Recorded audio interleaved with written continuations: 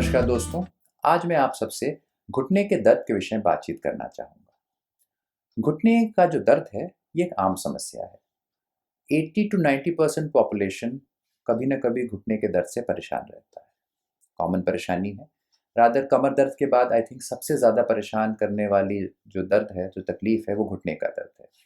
वजह, अगर घुटने में दर्द है, तो चलना, फिरना, उठना, बैठना, सीढ़ी चढ़ना, ये सब कष्टदायी हो जाता है। अगर ये हल्का है, कभी-कभार हो रहा है, तो हो सकता है कुछ ऐसे कारण हैं आपके लाइफ़स्टाइल में जिसकी वजह से बढ़ रहा हो। जैसे कि आपका वेट अगर ज़्यादा है, घुटने का दर्द ज़्यादा होगा। या फिर आपका रूटीन, अगर आप सीढ़ी बहुत ज़्यादा ऊपर-नीचे करते हैं या नीचे बैठ के बहुत ज़्यादा काम करते हैं, तो ये पेन बढ़ सकता है। तो ये जो ओकेजनल पेन है, इस चीज़ को उसी समय एड्रेस करना ज़रूरी है, नहीं तो ये लगातार या फिर कांस्टेंट पेन बन जाएगा, रोज़ आपको तंग करेगा। इसके साथ एक कॉमन कॉज़ है घुटने के दर्द का, वो ये है कि जो जांघों की मांसपेशियाँ हैं, जिनको हम लोग क्वाड्रिसेप्स बोलते हैं, ये वीक होते हैं। जब ये वीक होते हैं, तो घुटने की जो हड्डियाँ होती हैं, ये आपस में ज़्यादा प्रेशर से काम करती हैं, उन पे दबाव ज़्यादा पड़ता है, जिसकी वजह से दर्द ज़्यादा होता है। तो इनकी जो एक्सरसाइज़ेज़ हैं, ये मस्ट हैं। अगर आप रूटीन वर्कआउट भी कर रहे हैं, तो भी इसको साथ में करिए। मैं इसको ऐसे एक आम सवाल उठ के आता है कि घुटने में अगर दर्द है, तो क्या करें और क्या ना करें? देखिए, अगर घुटने में दर्द है, तो वो सारे काम आपको नहीं करने जिससे दर्द बढ़े। स्वाभाविक सी बात है, अगर घुटने के दर्द के साथ आप ज़्यादा चलेंगे, रनिंग करेंगे, स्टेयर क्लाइंबिंग करेंगे, ज़मीन पे बैठेंगे, स्किपिंग, हॉपिंग, जंपिंग करेंगे, तो घुटने का दर्द बढ़ेगा। अगर आपको ये एक्सरसाइज़ेज़ करने हैं, तो आपको ग्रेजुअली, धीरे-धीरे अपने शरीर को उतना फिट बनाना होगा। अगर आप ये एक्सरसाइज़ेज़ पहले करते थे और कुछ दिनों से छोड़ा हुआ है, तो हो सकता है 2, 4, 5 दिन, 1 हफ्ते के रेस्ट के बाद रिज़्यूम कर लें। पर अगर आप इन एक्सरसाइज़ को आप सालों से छोड़े हुए हैं, तो शरीर को इसकी आदत छूट चुकी है। इनको सडनली आप स्टार्ट करेंगे, तो घुटने का दर्द बिल्कुल बढ़ जाएगा, तकलीफ़ आपकी बढ़ जाएगी। तो आपको अपने घुटने को फिट करने के लिए बाकी सारी चीज़ों पे ध्यान देनी होगी। जैसे कि वेट कंट्रोल करना होगा। उस लेवल ऑफ फिटनेस तक पहुँचने के लिए आपको कुछ ग्रेजुअल एक्सरसाइज़ेज़ करनी होंगी, stretching exercises, strengthening exercises, relaxation exercises, कुछ जेंटल मसाज वगैरह करना होगा और ग्रेजुअली उन एक्सरसाइज़ेज़ को इनकॉर्पोरेट करना होगा। जैसे अगर आप वॉक करते हैं, तो 1 किलोमीटर से स्टार्ट करेंगे, फिर 2 किलोमीटर, फिर 3 किलोमीटर। पेस को, स्पीड को कम रखेंगे, फिर ग्रेजुअली बढ़ाएँगे। अगर आप स्टेयर क्लाइंबिंग करते हैं, तो ये एज़ एन एक्सरसाइज़ेज़ तो अच्छी एक्सरसाइज़ नहीं है। हाँ, अगर रूटीन में आपको अपने दिनचर्या में काम की वजह से ऊपर-नीचे करना होता है, तो सलाह ये रहेगा कि इसको कम रखिए। अपने रूटीन को ऐसा बनाइए कि जो काम आप 5 बार ऊपर-नीचे करके कर रहे हैं, उसको 2 बार या 3 बार में आप कर लें। बार-बार अप-डाउन ना करना पड़े। और अगर स्टेयर क्लाइंबिंग बहुत ज़रूरी हो रहा है, तो उन चीज़ों को चेंज करें। जैसे मान लीजिए आप उसी फ्लोर पे ज़्यादातर काम करें कि आपको बार-बार ऊपर-नीचे ना करना पड़े। एक सवाल और आता है कि नीचे बैठना ठीक है कि गलत है? अगर आप यंग हैं, एक्टिव हैं, फिट हैं, नीचे बैठने में कोई दर्द नहीं है, प्रॉपर एक्सरसाइज़ेज़ कर रहे हैं, हेल्दी हैं, वेट कंट्रोल है, तो बेशक आप नीचे बैठें। पर हाँ, अगर वेट ज़्यादा है, नीचे बैठने में तकलीफ़ होती है, पहले से घुटनों में समस्या है, तो नीचे बैठने से तकलीफ़ बढ़ सकती है।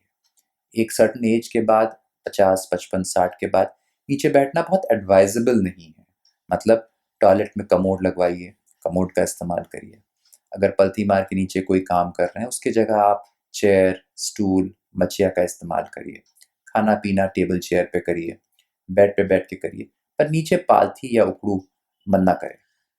एक और सवाल उठ के आता है घुटने का आर्थराइटिस। ये बहुत कॉमन प्रॉब्लम है। आपको घुटने में दर्द हुआ, आपने कंसल्ट किया, आपने एक्स-रे कराया और कहीं पे ये शब्द आर्थराइटिस आया और दिमाग में ये बैठ गया। तो इस चीज़ को समझना ज़रूरी है। आर्थराइटिस कई बीमारियों के समूह को कहा जाता है। ये माइल्ड हो सकता है, ये अर्ली हो सकता है, ये ट्रांज़िएंट हो सकता है, मतलब कुछ दिन होके ठीक हो गया। तो इस शब्द को सुन के बहुत डरना नहीं है, बहुत पैनिक नहीं करना है। अगर ये दर्द लगातार बना हुआ है, तो स्वाभाविक सी बात है, आपको इंस्ट्रक्शंस रेगुलर फ़ॉलो करने होंगे, नहीं तो ये बढ़ेगा। पर अगर ये कभी-कभार हो रहा है, हल्का-फुल्का है और नॉर्मल रूटीन से, ट्रीटमेंट से आपको आराम मिल जाता है, तो उन एक्सरसाइज़ेज़ को, उन लाइफ़स्टाइल को आप रेगुलर फ़ॉलो करें। आप खुद महसूस करते होंगे कि जब आप रूटीन एक्सरसाइज़ेज़ करते हैं, इंस्ट्रक्शंस फ़ॉलो करते हैं, दर्द नहीं होता है और फिर सडनली कुछ दिनों के लिए आपने एक्सरसाइज़ेज़ छोड़ दिया या कुछ ऐसा काम कर लिया जिसमें घुटने पे प्रेशर पड़ गया, दर्द बढ़ गया। तो इन चीज़ों को समझना, अपने डॉक्टर के साथ डिस्कस करना ज़रूरी है। कभी कभी एक एज के बाद 50, 55, 60 साल के बाद ये दर्द रेगुलर बना रहता है, रोज तंग करता है, बढ़ता है, इतना सीवियर हो जाता है कि चलना मुश्किल हो जाता है। ऐसे परिस्थिति में हो सकता है यह ऑस्टियोआर्थराइटिस की शुरुआत हो, मतलब जोड़ों का घिसावट शुरू हो गया हो। अगेन, इसमें भी वेट लॉस, नीचे नहीं बैठना, सीढ़ी ऊपर नीचे कम करना, कमोड का इस्तेमाल करना, पलथी मार के नीचे न बैठना, पूजा या नमाज के लिए नीचे मत नहीं बैठना, चेयर सोफा का इस्तेमाल करना, ये बहुत ज़रूरी है। और अगेन, जो जांघों की मांसपेशियां हैं, क्वाड्रिसेप्स हैं, इनको मजबूत करने के लिए जिनकी एक्सरसाइजेस होती हैं उनको रेगुलर करना, 2 टाइम एकदम रूटीन बना के, ये बहुत ज़रूरी है। साथ ही में कैल्शियम रहेगा, विटामिन डी रहेगा।